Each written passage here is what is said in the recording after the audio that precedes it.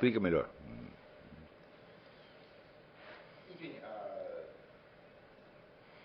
a maneira de pensar a realidade que fica, né, deturpada com todas essas novas filosofias.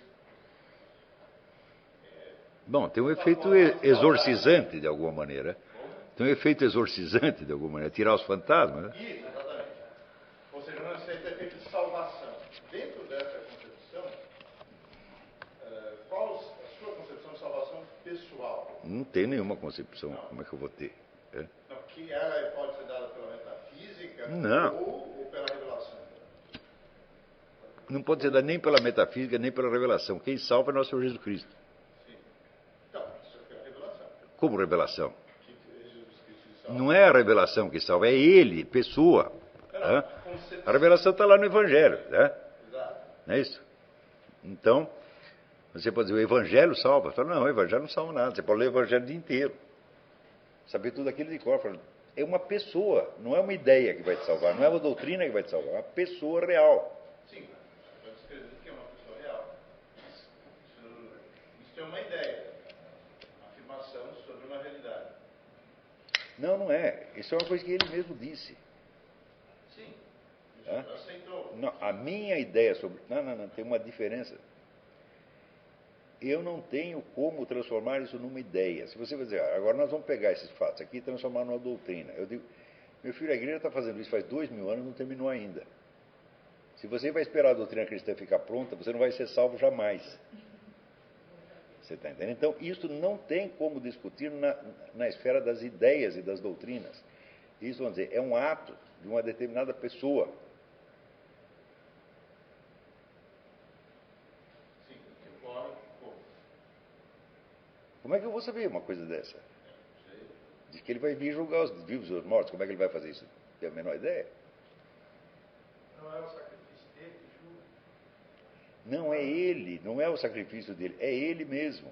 Não, sim, mas o método... Não está dito assim, que no final da vida você vai ser, no final dos tempos, você vai ser julgado pela crucificação. Não, você vai ser julgado pelo crucificado. Deus amou de tal maneira para que todo aquele que nele crê não pereça, mas tenha vida eterna. Isso não responde à pergunta que foi colocada. Ele próprio diz, as coisas se passam desta maneira. Isso foi uma revelação, ou não? Bom, se você está querendo dizer com revelação a sequência de acontecimentos que está narrado no Evangelho, e que inclui muito mais acontecimentos do que estão narrados no Evangelho, então sim, eu vou dizer, isso é a revelação. Mas se você entende por revelação apenas aquilo que está escrito no Evangelho, que foi depois desenvolvido pela doutrina, ao longo das discussões teológicas, dos concílios, etc., eu digo, a revelação não salva ninguém. É a revelação. Escuta, a palavra revelação está só atrapalhando. Ninguém jamais foi salvo pela revelação. A revelação é apenas um fato, esse fato já aconteceu. O que já aconteceu, tá certo? Não vai determinar o que vai acontecer depois. Existe uma decisão a ser tomada. Essa decisão vem de uma pessoa. Então ela é a decisão arbitrária? Não, como é que eu vou saber? Não, porque pelo... Vou dizer, é da natureza de Jesus Cristo a ação arbitrária? Não. É da natureza de Jesus Cristo a ação de acordo com uma lógica predeterminada? Também não. Ele tem uma natureza própria. É uma pessoa que tem um caráter. Não, eu vou pegar uma coisa muito mais simples. Um ato que uma pessoa faz por amor a você é arbitrário? Não. É um ato inteiramente determinado por uma doutrina lógica que foi antecedida? Também não. Então, essas categorias não se aplicam ao amor divino. É muito simples. Mas o amor divino ele segue uma possibilidade, ele pega aquela ideia do metafísica do possível. Então, por exemplo, da mesma forma. Não, mas o que você está querendo é você está querendo entender a lógica do amor divino. Então, em primeiro lugar, isso não faz sentido. Então você. Lembra o exemplo que eu dei outro dia? A pessoa chega para você e fala, eu te amo. Você vai perguntar por quê? Não, mas os atos materiais... O ato do amor é autoexplicável. Nenhuma explicação o abrange. Quer dizer, o amor responde a todas as perguntas instantaneamente e aplaca, né, todas as dúvidas. Ele não é que ele responde a todas as dúvidas, ele aplaca todas as dúvidas. Quer dizer, a dúvida cessa de fazer sentido naquele contexto. Quer dizer, e esta é a resposta final.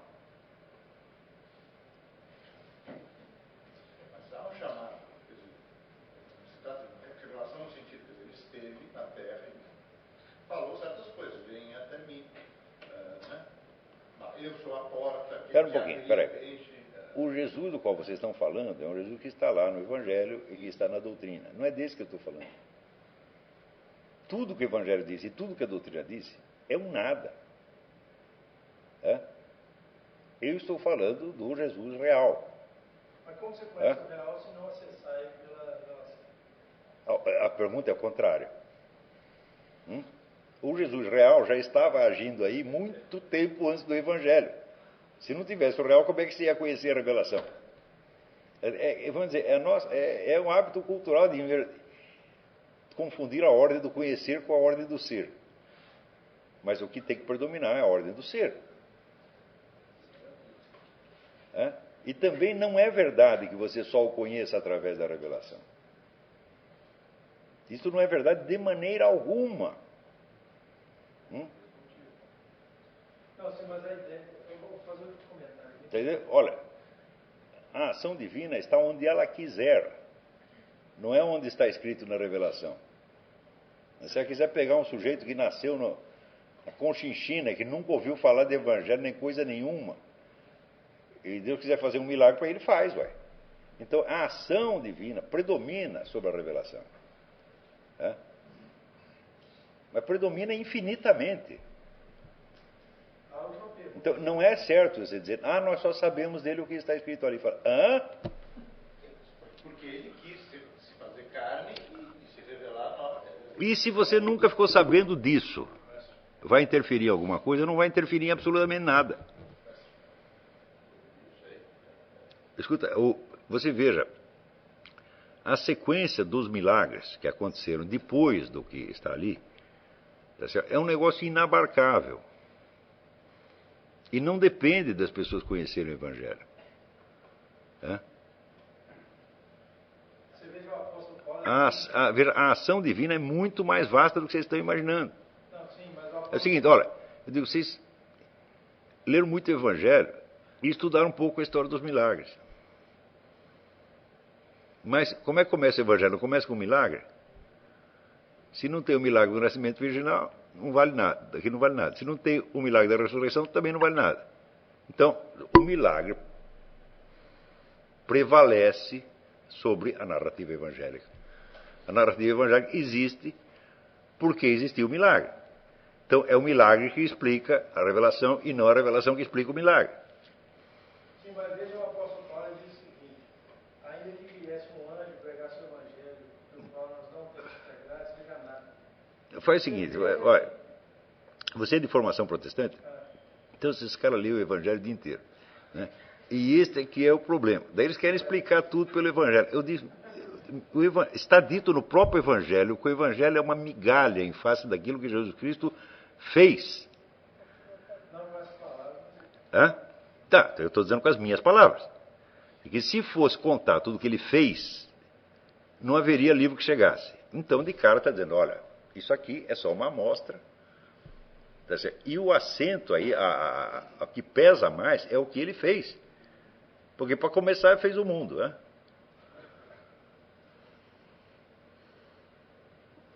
Então, eu não estou negando a importância do Evangelho, evidentemente, mas eu estou dizendo que tem coisas mais importantes, a começar pelos personagens do Evangelho, né? Que já existiam antes que aquilo fosse escrito. E que continuaram agindo, tá certo? Entre populações que jamais ouviram falar do Evangelho. Então, observar, perceber esta ação divina é a coisa mais importante. Sobre a história dos milagres, qual a história? A narrativa de todos os milagres. Olha, tem 40 santos católicos que foram enterrados há séculos e o corpo deles está intacto. Né? Começa por isso aí.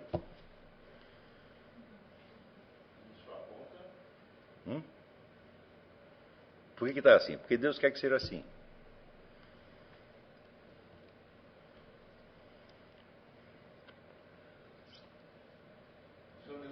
Lê a vida do Padre Pio. Só os milagres do Padre Pio. O Padre Pio fazia 5, 6, 7 milagres por dia. Né?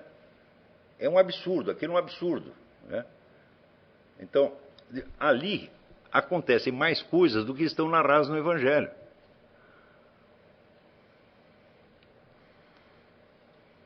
Então, ali conta, vamos dizer, uma ou duas curas que Jesus Cristo fez. Mas só conta 2 ou 3. E as outras aqui não estão contadas. Ah, você quer ter uma ideia? Então, você veja o que o Padre Pio fez. O Padre Pio não é Jesus. Então, só as do Padre Pio já transcendem em número todas aquelas que estão cantadas no Evangelho. Agora você imagina o que todos os outros fizeram. Porque Jesus Cristo disse, o que eu fiz, vós o fareis. E os caras estão fazendo, pô. No Padre Pio, em termos de frutos, qual a história, qual a relação dos milagres com aquilo que ficou em função dos milagres? Eu não sei, não tenho a menor ideia. Mas agora eu vou fazer uma avaliação, vamos dizer, da repercussão histórica dos milagres do Padre Pio. Você percebe que você fazer essa pergunta é levantar um problema que você pode passar o resto da sua vida estudando e você não vai acabar. Mas não sei se você percebe que o milagre é autoexplicativo. A menina que não tinha pupilas e saiu enxergando. Ela vai perguntar, como é que você fez isso? Se eu não tiver explicação, eu não aceito?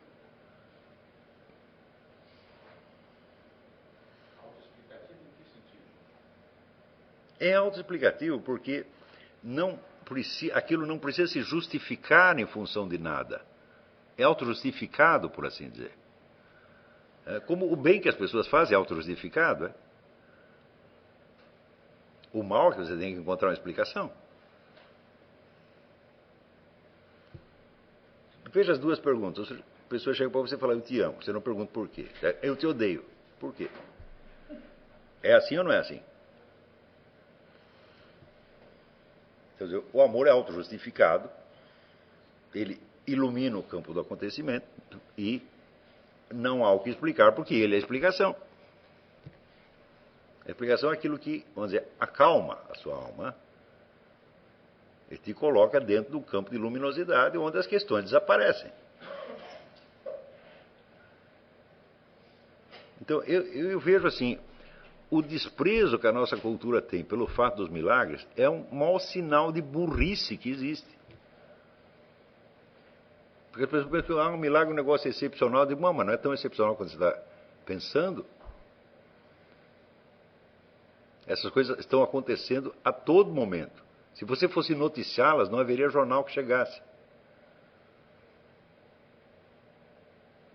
No entanto, isso é totalmente ignorado. E as pessoas querem raciocinar fora disso.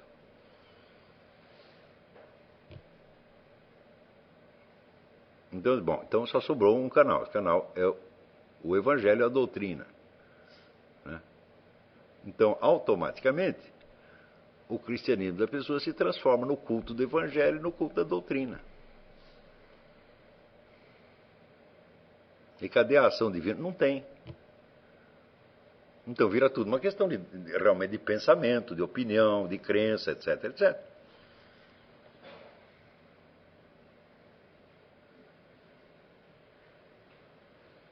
O Padre Pio foi confessor durante 40 anos. É um confessor que ninguém precisava confessar pecado nenhum. Porque ele já sabia os pecados dos caras. Você fez isso, mais isso, mais isso, mais isso, está aí absolvido em nome do Pai, do Filho e do Espírito Santo, vai para casa.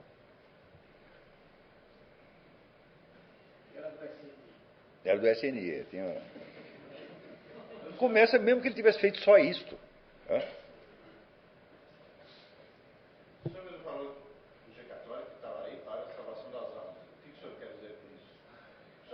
Se há, então, há salvação de almas por algum caminho? Claro, a finalidade dela é essa. Mas não quer dizer que Deus não possa agir à margem dela se Ele quiser. Sim, claro. Deus está proibido de fazer isso? Não está. Deus, obviamente, se pronuncia de um jeito ou de outro. Claro, não cabe nenhum de nós avaliar. A ação divina, se você pegar a história inteira da Igreja Católica, eu digo, a ação divina no mundo transcende aquilo infinitamente. Porque começa na criação do mundo. Olha, começa antes da criação do mundo. As pessoas, quando falam a palavra Deus, elas sempre estão falando de um ente abstrato hipotético. Por quê? Porque na ordem do conhecer é a coisa mais difícil de alcançar. Mas na ordem do ser ele não pode ser o último, ele tem que ser o primeiro.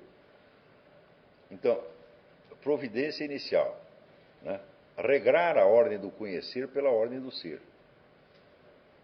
Então, levar em conta as primeiras coisas primeiro. E as primeiras coisas são aqueles primeiros princípios que antecedem a origem do próprio cosmos. E, conforme eu mostrei para vocês, não podem existir apenas como uma regra lógica, um conjunto de regras, mas tem que ser, vamos dizer, a expressão de uma inteligência efetiva, de uma consciência efetiva. Então aí você tem uma noção do que é o Logos Divino. Então tudo começa com isso aí, é o Logos Divino. Esse é o primeiro. Por isso que Cristo é dito o primogênito. Foi o primeiro que apareceu. Quando que ele apareceu? Ele apareceu junto com Deus Pai. Mas é o primeiro. Então, este é o fundamento de toda a explicação. Também demonstrei para você por que a verdade não pode tomar a forma de uma doutrina, de uma teoria, de uma imaginação, de um sentimento. A verdade só pode existir como pessoa. Então é por isso que diz, bom, você vai para o céu, você vai encontrar Jesus Cristo. Não disse assim, você vai encontrar. Chega lá, eles te dão, fazem uma exposição teórica, diz, senta aí, agora nós vamos te explicar tudo. Não é assim. Seria um saco, na verdade.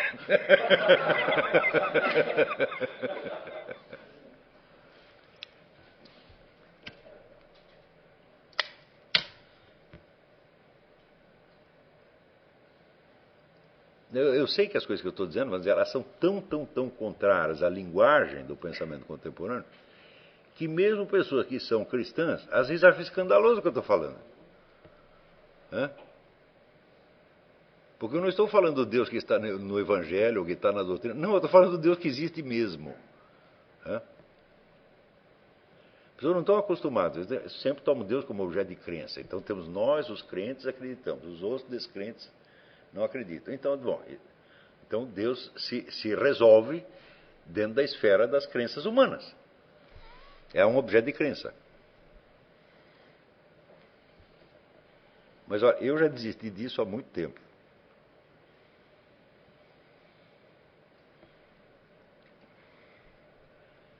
Quer dizer, por exemplo, a diferença, o pessoal fala, não, você tem o Deus da fé, você tem o Deus dos filósofos. Eu digo, bom, não importa, o Deus verdadeiro é um só. É o Deus da crença? Fala, claro que não. Crença é só um negócio que está na nossa cabeça.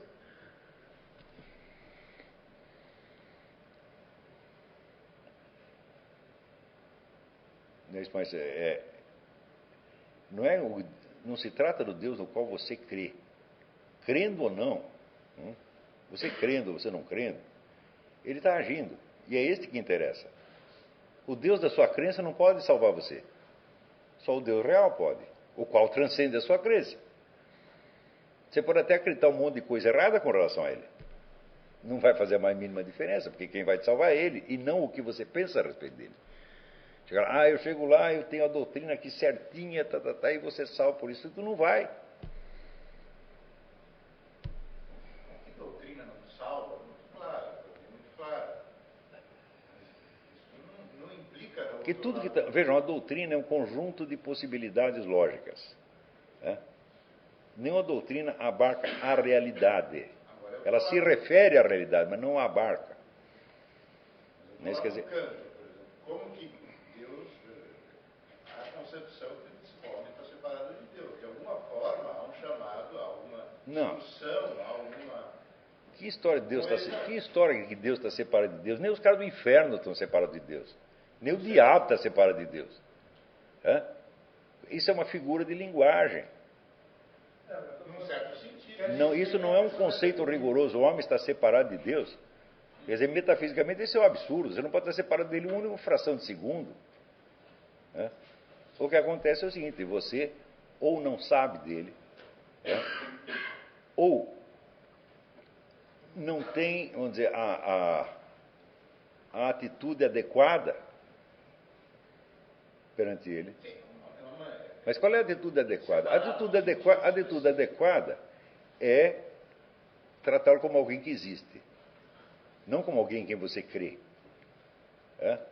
Você crê em Deus? Fala, eu não sei se eu creio em Deus. Às vezes eu creio, às vezes eu não creio, mas ele está aí de qualquer maneira. Tudo que você pensa é coerente com a sua crença, com a sua fé? Não. Às vezes eu tenho ideias que eu vejo, e depois eu vejo que elas contradizem a fé. Nem por isso eu deixei de pensá-las.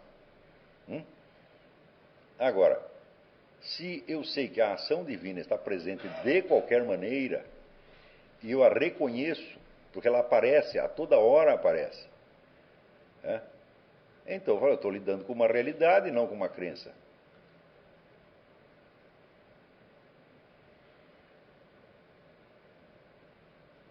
Agora, é por isso, vamos dizer, que o estudo dos milagres é importante, porque os milagres não são elementos de doutrina, são coisas que acontecem. Então, olha, quando eu li aquela frase de São Tomás de Aquino que diz, nós falamos com palavras, Deus fala com palavras e coisas, isso aí tirou escama dos meus olhos. Nós falamos com palavras, Deus fala com palavras e coisas, e atos e fatos. Então eu falei, peraí, então tudo que acontece é o discurso divino, Deus está falando o tempo todo. Não é isso? E é ali que nós temos que prestar atenção. Quer dizer, os fatos, eles expressam o poder divino o tempo todo. Uns expressam diretamente, outros indiretamente, e outros inversamente, mas expressam. Agora, quais que expressam melhor? Aqueles que você vê que decorrem diretamente e sem obstáculos da ação divina, o milagre. O milagre é uma expressão direta e sem mácula. Não tem mistura. Então, bom, esses são os fatos mais importantes.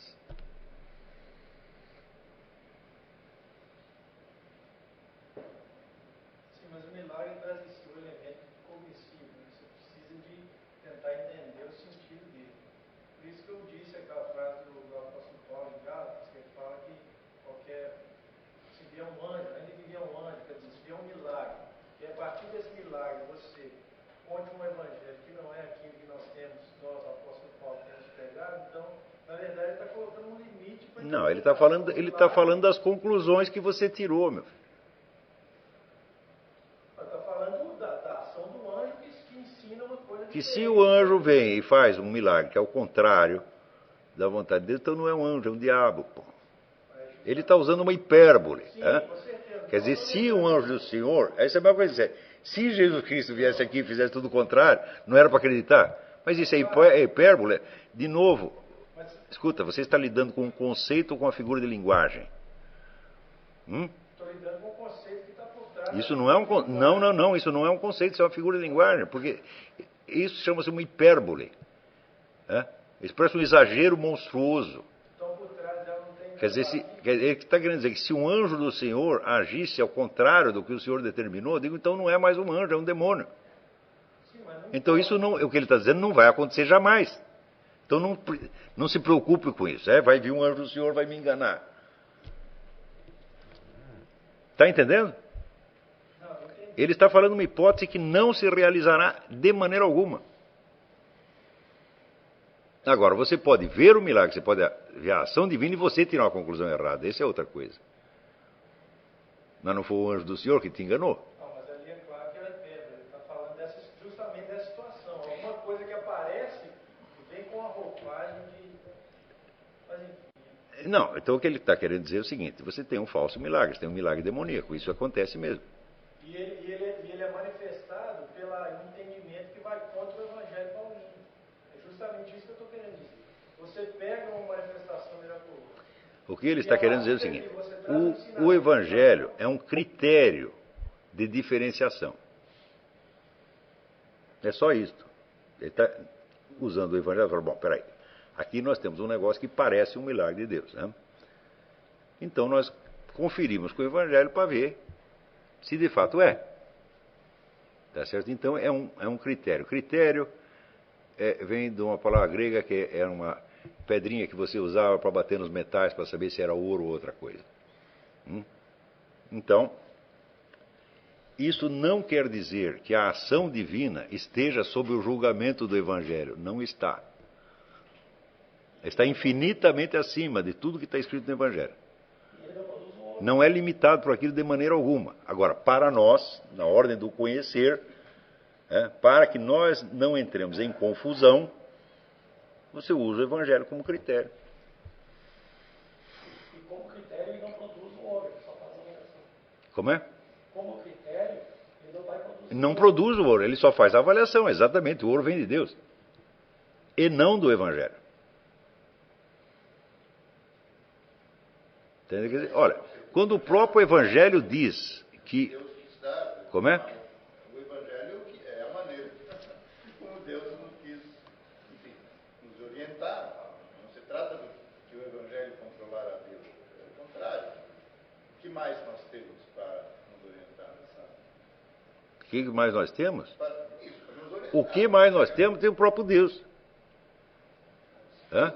Se não fosse assim, ninguém se salvaria antes de Jesus Cristo encarnar fisicamente nesse mundo, nem se não tivesse contato com a nossa cultura. Claro. Jesus Cristo não pode levar ao céu quem ele quiser? Pode. Então, por exemplo, a Igreja Católica diz: ninguém se salva fora da Igreja Católica. Ora, então por que a gente reza por todas essas pessoas que estão fora? É para que Deus, mesmo elas estando fora, as aceite como se estivessem dentro.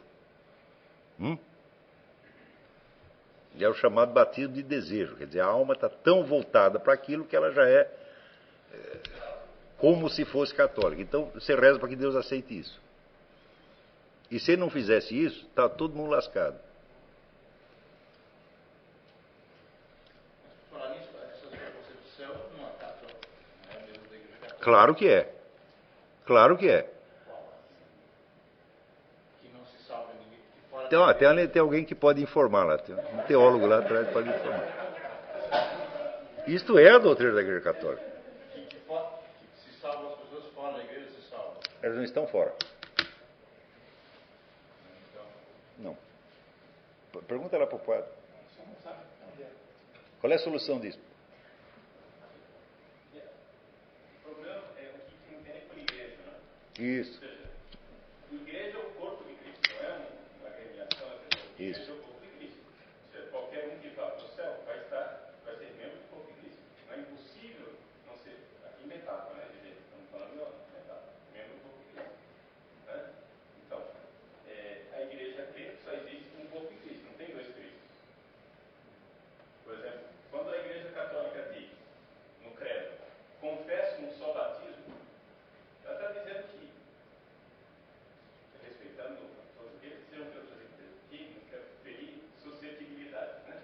Mas o que a igreja está dizendo é o seguinte, que quando você é batizado na igreja luterana, você se torna de alguma forma membro da igreja católica, mesmo que não esteja em plena comunhão com ela. Porque não tem dois batismos, só tem um, que é que faz parte da igreja católica, que é o corpo de Cristo. Agora, reconhecido ou não, aí entra as brigas. não só igreja, não só Uma só igreja, um só batismo. Então, todos os que serão salvos serão membros desta única igreja de Cristo. Né? Eu acho que isso aí Então, explica.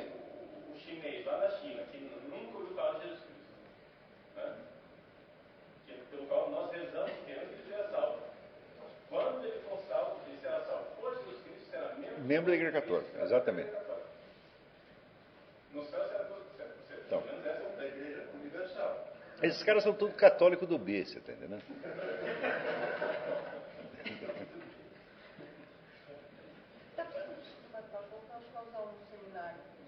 Eu não sei se eles ouviram a explicação. Né? Então, o padre Paulo acabou de explicar que essa questão depende do sentido que você usa a palavra igreja. Você pode estar se referindo a uma organização historicamente existente, mas você também pode estar se referindo num plano mais elevado ao corpo de Cristo como totalidade, tá certo? Que esta igreja personifica e representa no plano histórico. Tá certo? Então, todos que são salvos como membros do corpo de Cristo. E, neste sentido, são membros da Igreja Católica. Né? Mesmo que não saibam. Então, Jesus Cristo pode integrar no seu corpo o que ele quiser, ué. Então, quando eu estou falando isso, não estou inventando uma coisa fora da Igreja Católica. Não, isso é a doutrina da Igreja Católica. Melhor explicada ali, mas é a mesma coisa. Se entendida assim. Não é que se entendido assim. Esta é a doutrina da Igreja Católica, não há outra. Quem diz isso é a doutrina da Igreja, não é eu. Os protestantes também entendem o corpo de Cristo da mesma maneira. Como é? Não, os protestantes também entendem que a igreja é o corpo de Cristo, nesse sentido. É da mesma maneira. As pessoas, não é uma organização. Até parece uma doutrina, mas... Então, esse artigo do credo, quer dizer, eu confesso um batismo, só tem um batismo, quer dizer, se o batismo, Jesus Cristo considerou aquele batismo válido, então é o mesmo batismo da Igreja Católica, você saiba ou não. Sim, mas há uma concepção nesse processo de orar, de receber pelo chinês, que ele será salvo, a revelia de um processo de vida que ele vai sofrer. Veja, aqui Ele morreu como é que nós resolvemos os nossos problemas intelectuais com aquilo que Deus fará, aí é um outro problema chamado teologia, né? Ou filosofia, no caso, como queira, né? Aqui, por exemplo, no ano 2000, Karl Ratzinger publicou um documento, mandado por Paulo II, chamado Dominus Jesus, que fala que só existe uma salvação, que Jesus Cristo só existe, portanto, um corpo de Cristo que é a igreja católica. Né? E não explicou mais nada. Isso aí cabe a nós querer explicar, cada um tem sua teoria. Está lá dito, é isso. Agora, como vai se dar? Bom, não sei lá. Ou seja, nós somos levados a ter teoria. Quer dizer, mas peraí, mas como é que o que importa você saber como é que isso vai ser feito? É você que vai fazer? Não é isso. Você vai interferir no negócio? Isso se reflete antes da morte. Então, quer dizer, a ação divina, meu filho, não é uma teoria que você possa discutir, ela é um fato que se impõe. Sabe aquele negócio do Hegel, que ficava olhando a montanha e dizia, de fato é assim. Não há mais nada para dizer? Quer dizer, o fato é uma coisa terminal.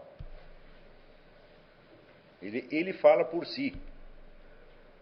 Agora, as perguntas que você faz, em primeiro lugar, qualquer pergunta que você faça sobre um fato, o encara sob uma direção só. Tá? Não sobre todos ao mesmo tempo. Tá? Só se você for capaz de raciocinar o fato concreto na sua totalidade, coisa que você não é capaz. Você é capaz de observar o fato concreto na sua totalidade, mas não de pensá-lo. Tá? Na hora que você começa a pensar, você já subdividiu o fato com seus vários aspectos e direções. Então, é claro que isso, ontologicamente, está numa escala infinitamente abaixo do fato. Só que todos nós, vamos dizer, há vários séculos, nós estamos viciados em privilegiar as ideias, as teorias, as hipóteses, etc., etc., e virar as costas ao fato. Olha, eu prefiro um montão de fatos que eu não entenda, né, do que uma única ideia errada que eu entenda. E mesmo se a minha ideia estiver certa, é apenas uma ideia, nada mais.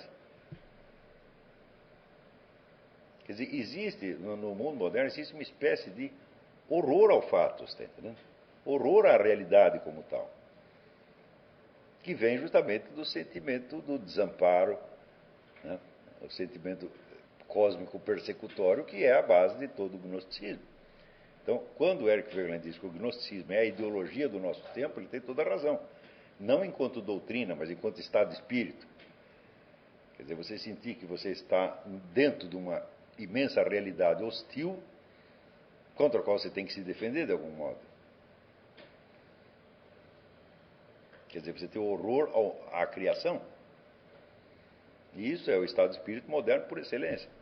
E note bem, todos nós fomos infectados por isso. Todos. A cultura contemporânea inteira, pouco importando se é ateística ou religiosa, a linguagem geral é deste tipo. Para você encontrar algo que não seja assim, você precisa recuar muito no tempo. Até quando? Não sei exatamente. O que também não quer dizer que tudo nesta cultura esteja infectado disso. Não, tem coisas que não estão.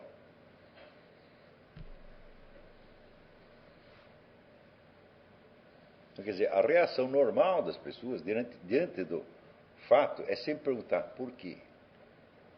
Ou como? Quando tem inúmeros fatos que eles são autoexplicativos e se você deixar eles moldarem a sua percepção, eles responderão a tudo. O fato miraculoso é desse tipo.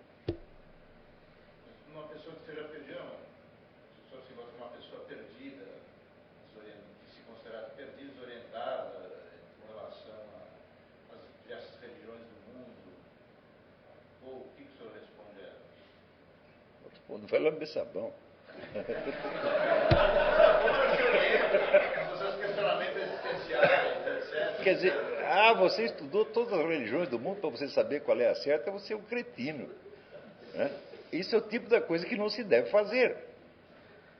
Porque o que interessa não é a religião, o que interessa é Deus.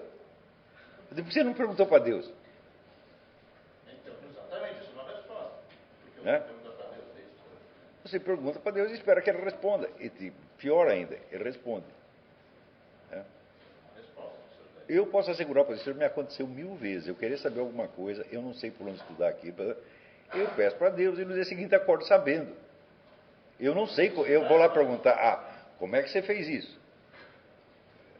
Se eu for saber como é que ele fez, então quer dizer que eu quero fazer a mesma coisa. Então eu quero descobrir como é que ele infunde em mim a inteligência. Então como é que eu vou fazer? Eu tenho que me separar da minha inteligência, tomá-la como objeto de observação, e então desde a minha burrice entendo a minha inteligência. Não é possível um treco desse. Então só tem uma coisa, é a abertura para o fato. Não é a busca da explicação. Entendeu? Isso que a gente chama atitude contemplativa. Não é para fazer pergunta. É para olhar e aceitar e gostar do que você está vendo. E daí aquilo, vamos dizer, abra a sua alma e te dá mais coisa, mais coisa, mais coisa, mais conhecimento, mais entendimento. E às vezes também tem coisa que você precisa desesperadamente saber, e você pede para Deus, Ele não te dá. Por que ele faz isso? Eu não sei. Você acabou de falar, é uma resposta. Então, a pessoa que se questiona, pergunte a Deus, não é isso? Essa é a resposta. E eu acho que o que você quer conhecer? Você quer conhecer as religiões ou a realidade? As pessoas se interessam por religiões, se interessam por sociologia, se interessam por filosofia, se interessam por ciência política. Ninguém se interessa por um treco chamado realidade. Esse é o conselho do Eric Wegener, né? Não estude filosofia, estude realidade, a realidade.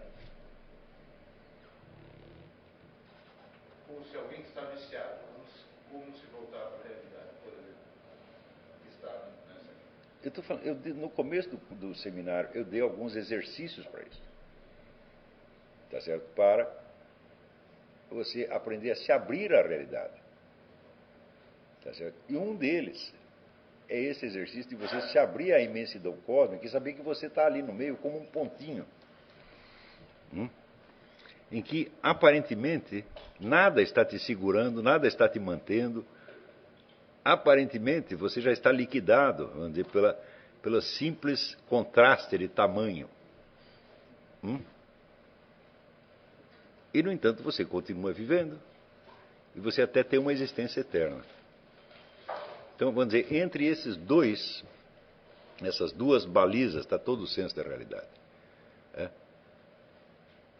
Quer dizer, a abertura da realidade, o horizonte do desconhecido, que faz parte da própria estrutura da realidade, e, por outro lado, a eternidade ou perenidade da vida humana. Esses são os dois dados fundamentais. Por um lado, vamos dizer, a abertura para a infinitude do real, a ilimitação, e para o desconhecido, a presença do desconhecido, a presença com a qual todos nós sempre contamos, tá certo? Então, e que eu sei que é um desconhecido apenas para mim, mas que ele não se torne real por isso, né? Então, isso de um lado. Por outro lado, a consciência da eternidade da vida humana, ou seja, a consciência da sua unidade substancial, aquilo que você realmente é e que você não conhece, né? Quer dizer, a forma com que Deus te criou e a forma com que Ele te mantém na existência, por baixo de tudo aquilo que você sabe e pensa. Lembra isso? Olha, desde que eu me conheço por gente, eu acho que eu sou eu mesmo. Alguém aqui tem alguma dúvida? Acha que é outra pessoa? E, não obstante, eu não sou capaz sequer de me lembrar da minha história. Então, eu não tenho uma unidade no aspecto psíquico. Unidade física também não tenho, porque todas as células do meu corpo já trocaram. Então, e, no entanto, eu sei que essa minha unidade existe. Então, ela não está colocada neste plano. Onde ela está? Ela só existe, vamos dizer, no rebate entre a forma da individualidade e a eternidade. Aí que você percebe que você tem uma unidade substancial mesmo. Pior, você percebe que ela não vai ser extinta com a morte. Por outro lado, também você pode levar essa coisa um pouco adiante, aí por raciocínio, por dedução, você entende que uma única alma imortal, como ela não vai ser extinta nunca mais, ela vai durar mais do que toda a história humana junta e mais do que todo o universo físico junto. Então, aquele mesmo ser que, por um lado, aceita a sua condição de ser, vamos dizer, um grande areia, um átomo, na imensidão do espaço, por outro lado, é maior do que esse espaço inteiro. E esta é a medida exata do ser humano. Quer dizer, é o negócio do Salmo, que é o homem, para que o visite, no entanto, o fizeste pouco menor que os anjos. Isto é a medida real. Isso aí não é figura de linguagem. Isso é um conceito rigoroso. Essa é a realização do seu conceito de filosofia da Sim. da consciência da verdade. Isto. Isso é como um método, né? Esse é o método. Esse é o método. Quer dizer, o método, tentar balizar tudo o que eu penso, tudo o que eu acho, tudo o que eu sinto, pela medida da realidade. Qual é a medida da realidade? É o homem, ao mesmo tempo, um átomo perdido no espaço e no tempo. E, por outro lado, é maior do que o espaço e o tempo. Professor, voltando. Diga.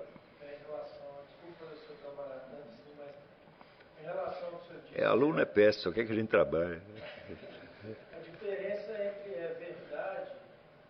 verdade com coisa que você falou, acho que foi na segunda aula, aquela definição kantiana de verdade, que a realidade é conforme com o conhecimento. Segundo Kant, a verdade é aquilo que se conforma com a modalidade do nosso conhecimento.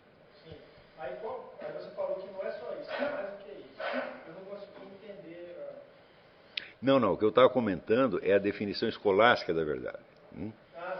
Que é a coincidência entre, vamos dizer, o conhecimento e os fatos.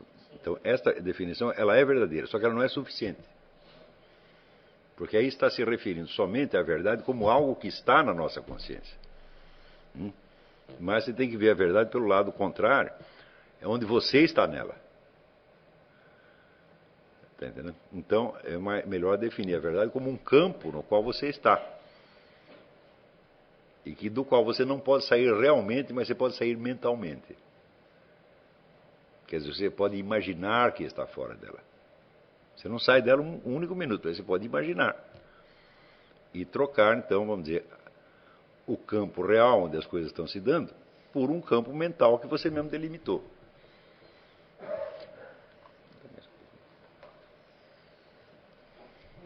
E que você é impelido a fazer isso. Qual é o que impele você a fazer isso? O medo. A falta de confiança. Dito de outro modo, a falta da fé. Porque se você entende a fé como confiança e não como crença, né, você vai entender que a diferença entre as duas atitudes é você tem fé ou não tem fé. Quer dizer, você confia ou não confia. Se você não confia, bom, então você vai ter que se defender. Para você se defender, você tem que criar, vamos dizer, uma estrutura defensiva, uma espécie de fortaleza mental, dentro da qual você se abriga. Só que essa defesa é puramente mental, só existe na sua cabeça. Por outro lado, você continua no mato sem cachorro como antes. Obrigado. Então, não tem outra saída, é?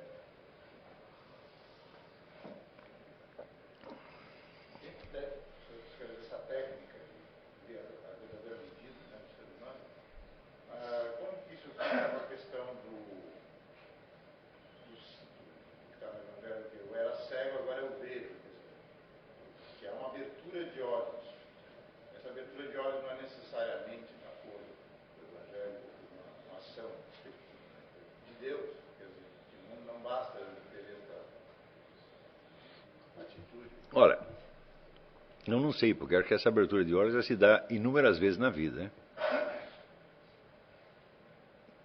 né? Eu sempre tenho a impressão de que até a véspera eu era idiota e que agora eu sou inteligentíssimo. Só que amanhã eu teria a mesma impressão de novo. Né? Quer dizer, antes eu não entendia, agora estou entendendo. Ah, muito bem. No dia seguinte acontece a mesma coisa de novo. Por quê? Porque isso não termina.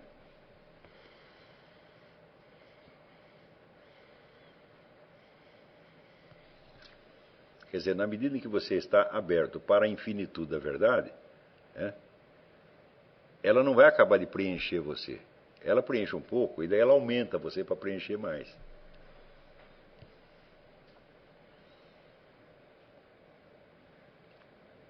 Então, quer dizer, esse de fato é um processo de transformação da alma humana.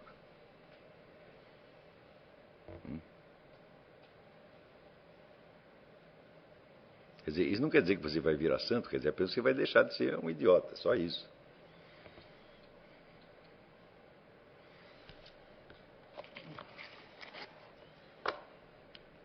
Então, veja, você não dorme todas as noites? Quando você dorme, para você poder dormir, você tem que decretar que todos os problemas vão ficar para amanhã. Você não faria isso, se você não confiasse que alguém está administrando o conjunto das coisas e que, portanto, você não precisa se preocupar. O simples ato de dormir é uma afirmação da fé. Agora, todas as pessoas dormem, inclusive aqueles que não têm fé nenhuma. Então isso quer dizer que, na verdade, eles têm a fé, que lhes permite dormir e deixar os problemas para amanhã. Mas, na representação mental que eles fazem, eles não têm.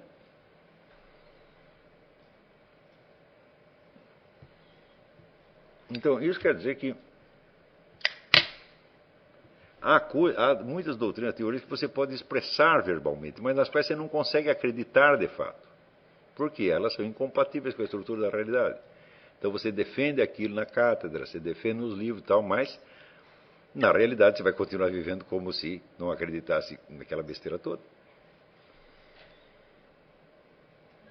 Essa oscilação de fé é algo que parece que é tratada por muitos religiosos. Não entendi.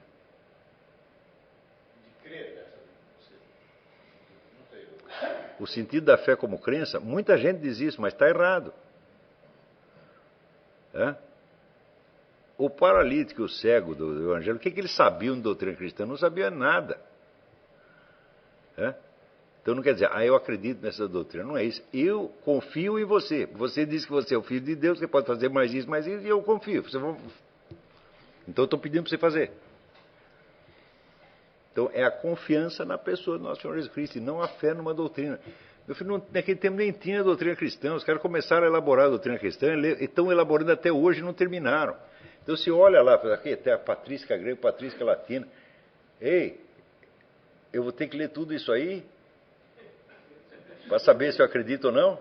Então já estou danado, já fui para o inferno direto. E essa confiança é a abertura existencial. É a abertura existencial, claro. Você se deposita na mão de Deus. Com confiança, é?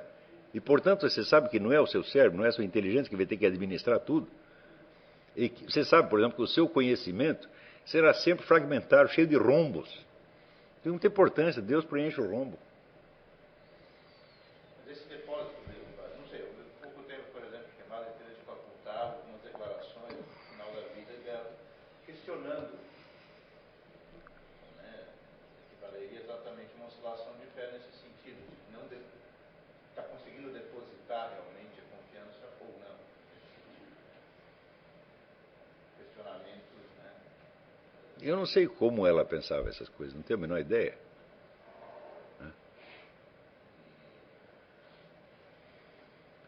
Mas a atitude de confiança em Deus é uma coisa muito mais profunda do que a crença. E acredito que a maioria das pessoas tem isso.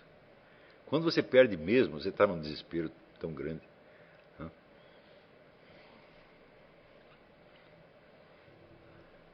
Quer dizer, Karl Marx não dormia. Então, se ele dormia é porque ele sabia, né, que o futuro da história humana não dependia dele. E, no entanto, no dia seguinte estava ele lá administrando o futuro de novo.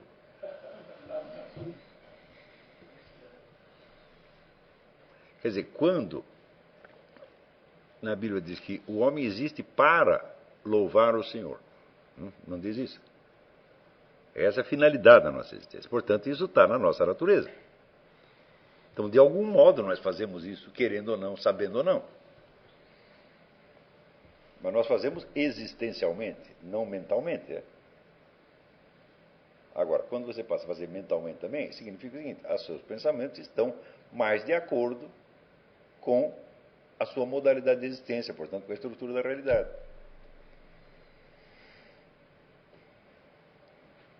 Nesse sentido, até o cara que faz a coisa errada, ele louva a Deus no sentido de que manifesta a justiça dele. De alguma maneira. Mas não só nesse sentido invertido. Muitos pecados trazem instantaneamente o seu arrependimento. A alma do sujeito está dividida, está no conflito. E a simples existência desse conflito mostra que ele tem uma confiança.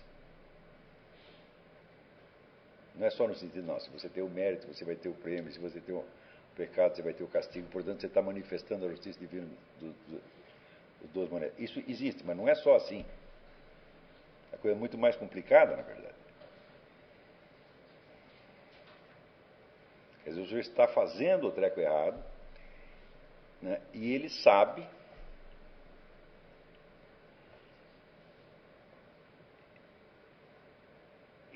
instantaneamente que ele depende do perdão divino.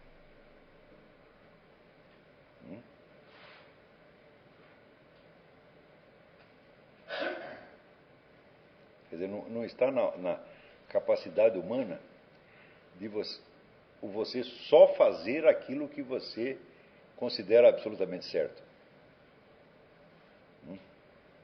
Você tem uma margem de confusão e de ambiguidade enorme no meio. Mas essa confusão e ambiguidade está na nossa mente,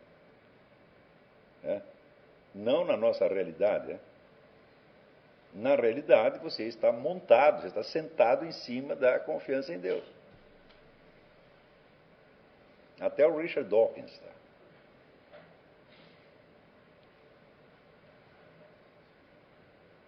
Então, todo esse drama humano se desenrola na nossa mente, naquilo que nós pensamos e acreditamos, não naquilo que nós somos existencialmente, a espécie humana continua funcionando de maneira maravilhosa.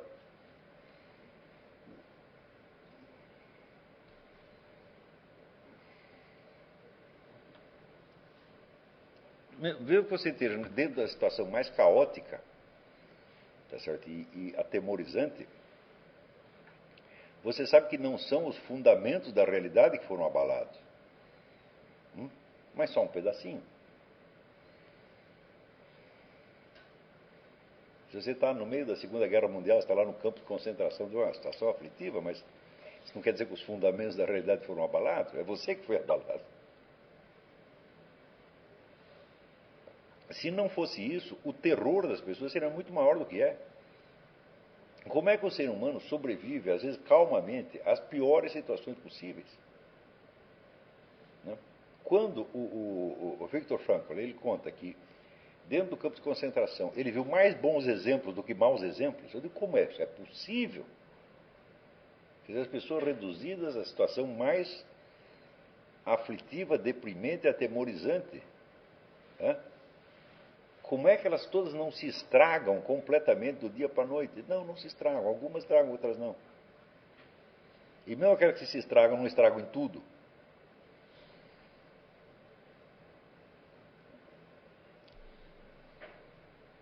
Então, quer dizer, esse fundo de confiança, ele existe e ele é natural no ser humano, porque o ser humano existe para isso. Mesmo que ele não queira fazer, ele pode não querer fazer. Então você tenta outra coisa, mas você não vai conseguir.